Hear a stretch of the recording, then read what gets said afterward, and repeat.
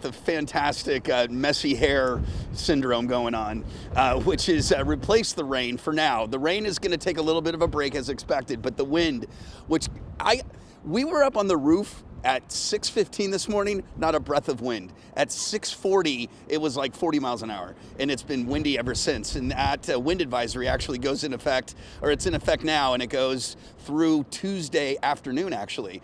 So it's going to continue for quite a while.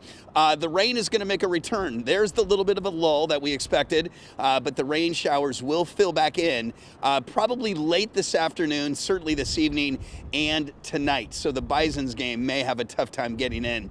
That area of low pressure is causing the wind. It's strengthening, which is why the wind is going to continue to howl. We have a wind advisory in place again until 2 o'clock tomorrow. Gusts to 50 miles an hour are possible. Currently seeing wind gusts to near 50 at Dunkirk. The airport just had a wind gust to 44, 41 at the Falls. Temperatures also took a rapid drop.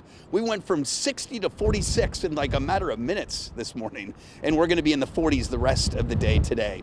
So look for clouds for the next few hours, but then the rain will make a return late afternoon and this evening.